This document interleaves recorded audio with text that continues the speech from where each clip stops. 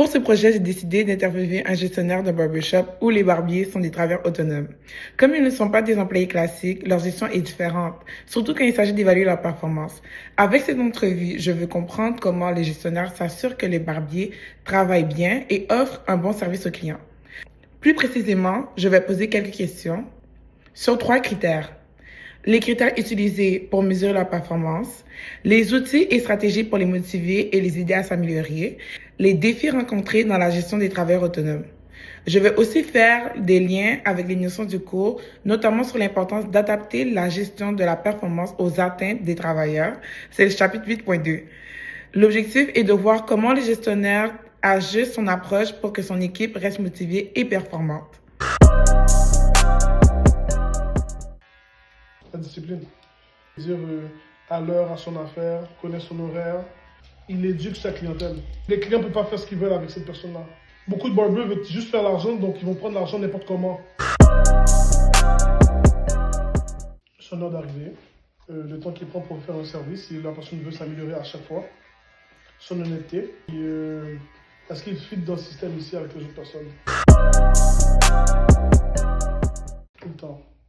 On organise très souvent des rencontres sous forme de dîner, souper, toute équipe pour parler de ce qui fonctionne et de ce qui ne fonctionne pas. Trouver un terrain d'entente en réalité, parce que c'est un travail d'équipe. Oui. Les commentaires sur Instagram, sur Google et leur retour aussi.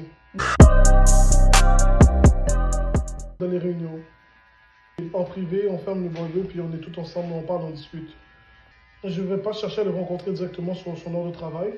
Je vais probablement appeler en soirée et je vais lui demander de m'expliquer qu'est-ce qui s'est passé pour que je puisse comprendre sa version des choses. On avait fait un jeu qui c'était la personne qui avait plus de commentaires sur Internet ou de plus de feedback ou de plus de choses. On leur donnait des clippers, on donnait un clipper. Je te dis ça là, j'ai jamais vu lui puis lui là en train de puis. Est-ce que ça t'a motivé? Ça m'a pas motivé parce que j'étais le seul qui le faisait. J'étais le seul sur les quatre. Ma question c'est toi qui as gagné? C'est pas ça, parce Bon, que... voilà. Non. Le plus gros problème dans ce qu'on trouve en ce moment, dans le mentorat, dans les formations, d'aller faire du PR et tout ça, c'est la formule qui fait en sorte que qu'est-ce que moi j'ai à gagner monétairement parlant quand je le fais? Je te considère Exceptionnel. exceptionnel.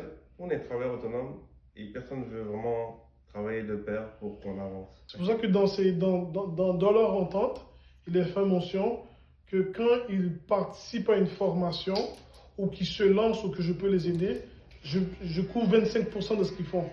À chaque 23 du mois, le boss paye la nourriture. Ça veut dire qu'il fait n'importe quelle commande de bouffe, puis on paye. Ça pas l'air de 30 $.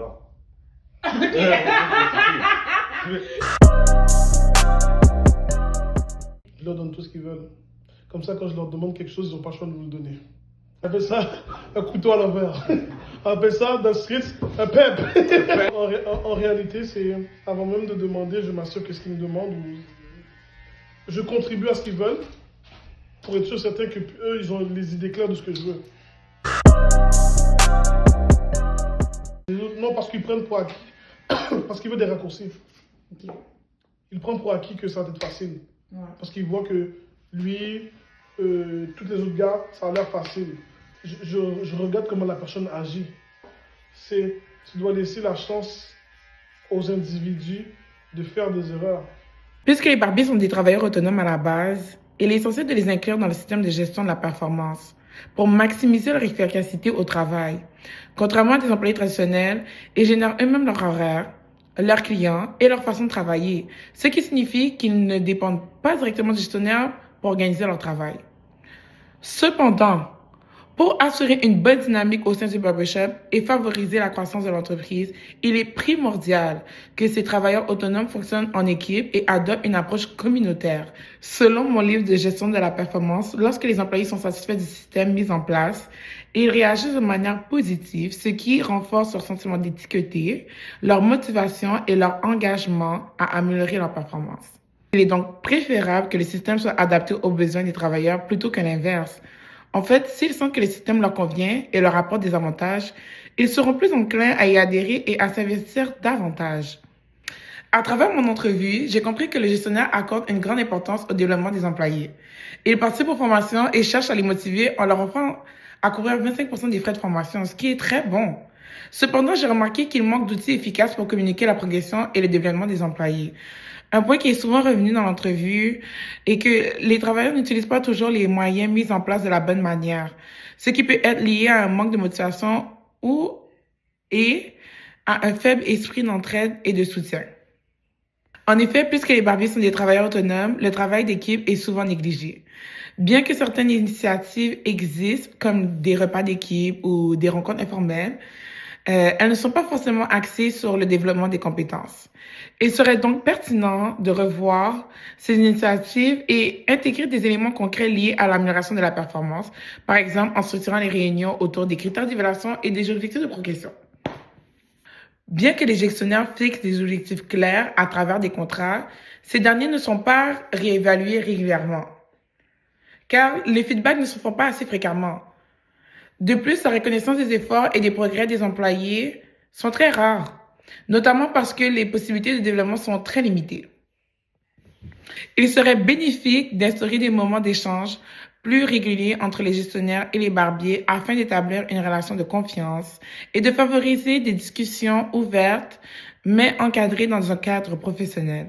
Cela permettra d'assurer un meilleur suivi des performances tout en renforçant la motivation et l'engagement des travailleurs autonomes.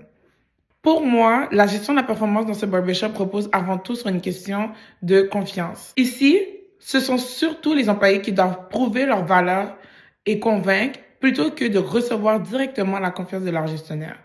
Même si l'autonomie est encouragée au travail, les efforts d'entraide entre collègues ne sont pas réellement reconnus, car ils sont perçus comme une simple obligation et non comme une initiative à valoriser. Dans ce contexte, pour encourager l'innovation et la créativité, les dirigeants doivent être de plus en plus à l'écoute des suggestions des employés et leur offrir des opportunités d'exprimer leurs idées et leurs sentiments. Pour conclure, la compagnie Le Poitelier à Pointe-aux-Trembles joue un rôle important dans la communauté en créant un espace où la minorité noire peut se retrouver et s'épanouir. Cependant, pour maximiser son impact, il est essentiel que les gestionnaires encouragent une participation plus active de leurs employés.